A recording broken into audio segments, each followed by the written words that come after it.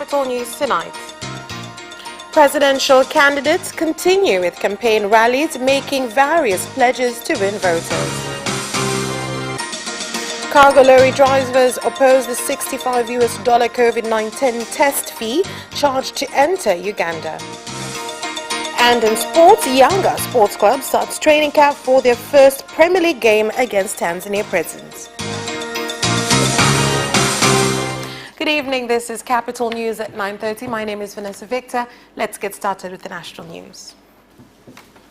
The presidential candidate for the United Republic of Tanzania through ACT Wazalendo Party, Bernard Membe, has said that if elected, he will be a president for all, as well as pledged to put in place strategies that will benefit the gas, fisheries and cashew nut sectors.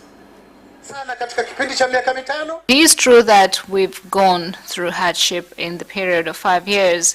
Who has money in his pocket now? Yet, we are told this country has a lot of money. If you go to fish, then later on, someone comes and burns your fish nets. Do you think Membe will allow it? I will not burn your fish nets. You'll be able to fish. God has given you this resource and no one should take it. You will fish as long as procedures are followed. The presidential candidate for the United Republic of Tanzania through Chama cha Demokrasia na Maendeleo Chadema Party, Tundu Lissu, has pledged that when his party enters into office, it will ensure it improves the business economy for every citizen, as well as ensure that livestock keepers, farmers and small mineral miners receive the same opportunity to grow economically. Tundu Lissu made the pledge during a campaign rally in Shinyanga Urban. Kwa hiyo cha kwanza ni kuongeza liquidity. The first thing is to increase liquidity in our economy system.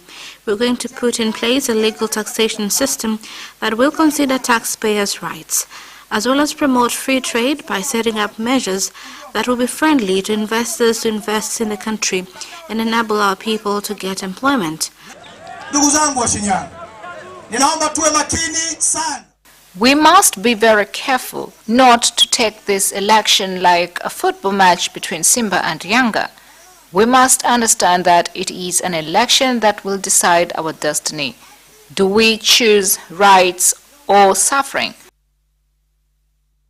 Chama cha Mapinduzi Party CCM has urged residents of Tabora region to vote for the party in the October general election, as it is the only party that could bring about development. Moments of the events on Saturday, namely that attempt by far-right protesters to storm the Reichstag building, which is one of the most important buildings here in this country.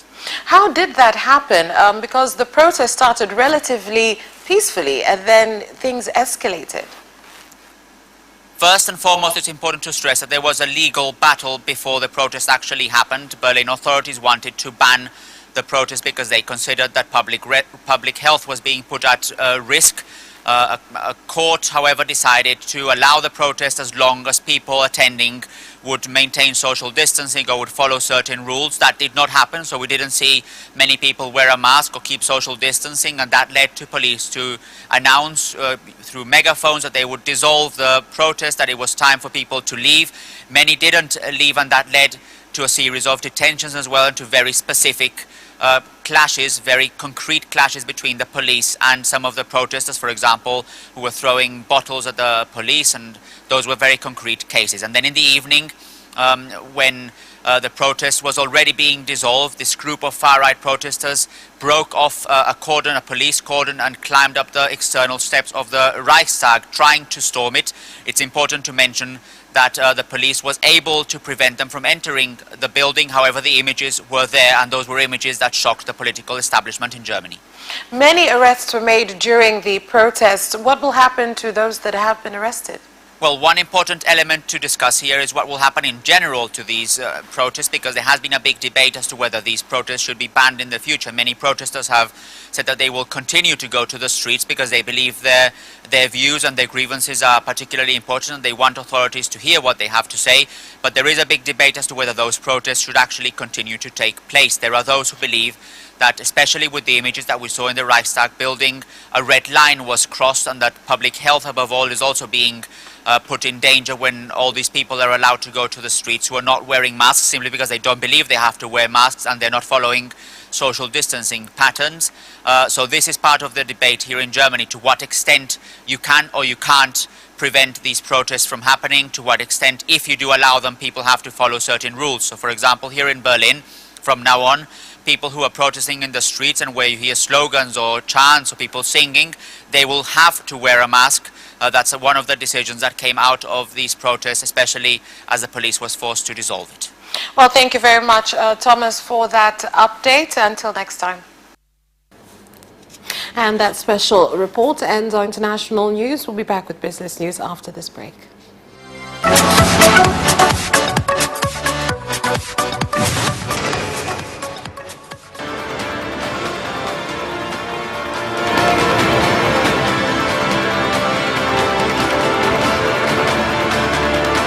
Watch Business Edition as we talk to business leaders and experts in sectors that are transforming Tanzania's economy. We believe that the driver is the customer. To change the mindset of traditional HR to the digitalization. Make sure that everybody can get some access to financial services.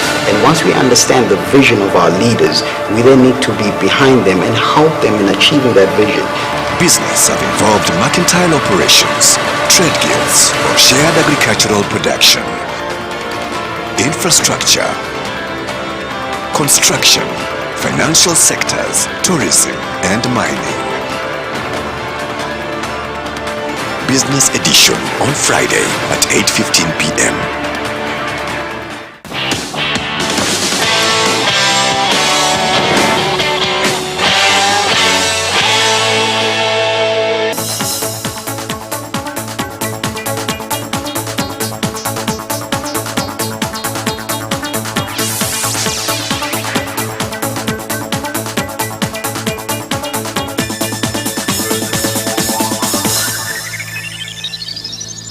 Welcome back, and now in business news. The government, through the Ministry of Agriculture, started to pay farmers in the Kagera region debts for coffee sold in the 2020-2021 season, amounting to 12 billion shillings, which they have been claiming from Kagera Coffee Union. Wanadai jumla ya bilioni 7. Farmers are owed a total of 7,100,507 and 1 million shillings from KCU.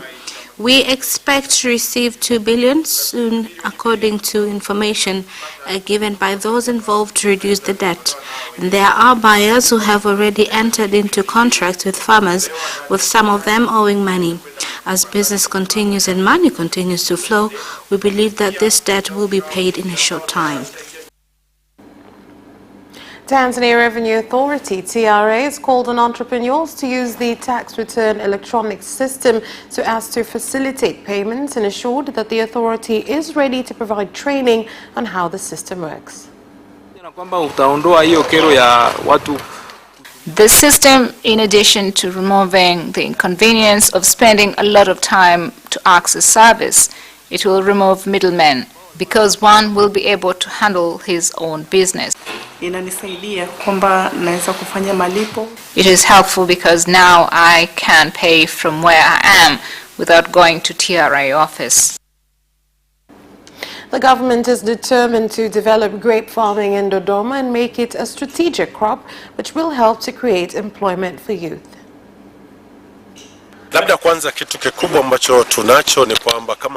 As a country, we have seen potentials on this crop.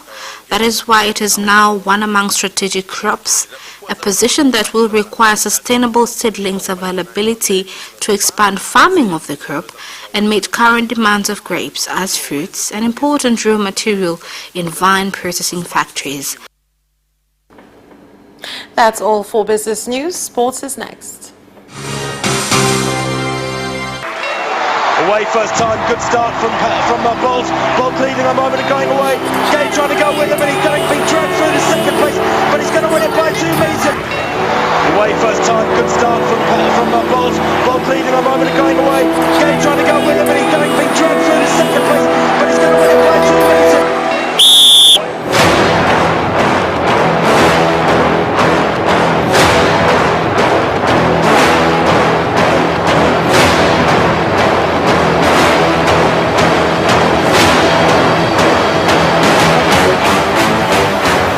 position, Joaquinho. He did lose to Lynn.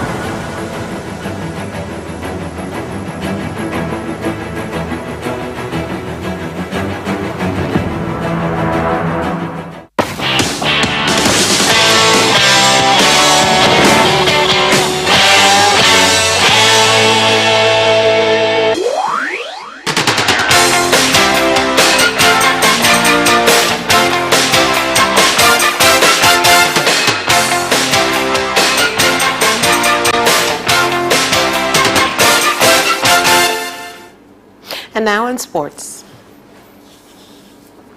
Young Africans Younger Sports Club have shifted their camp to Kimbidi, Dar es Salaam to prepare for the first Premier League game against Tanzania Prisons. Everything is fine. All the players are well. We had a training session this morning and the whole team is fine. We expect the coach to speak to the press in these 2 days to tell you the status of the squad technically. 12 out of 18 under-19 cricket team players have reported for training camp for next year's qualifiers to be hosted by Tanzania. Ya sisi kawaida tunakuwa na kambi za tofauti tofauti kama Normally we have different types of camps. Right now, after this week, they will go back to their regions and the coach has set programs for every region. And in every region, we have coaches supervising. The coach also goes around to see where they have reached. Nicola Jokiai made the tie-breaking basket with 27 seconds left and the Denver Nuggets advanced to the second round of the playoffs by the slimmest margins, beating the Utah Jazz 80-78 in Game 7 on Tuesday night when Mike Conley's three-pointer spun out at the buzzer. 12th team in NBA history to overcome a 3-1 deficit to win a series, but only after they blew a 19-point lead in this game. After Jokic's basket, the Jazz got the ball to Donovan Mitchell following a timeout. The Nuggets stole it from him and raced down for a first break, but Torrey Craig missed a layup. Utah rebounded and pushed the ball up the floor to Conley, whose jumper looked good all the way until it fell out. Juventus are at home to Sampdoria in Andrea Pirlo's first Serie A game as head coach.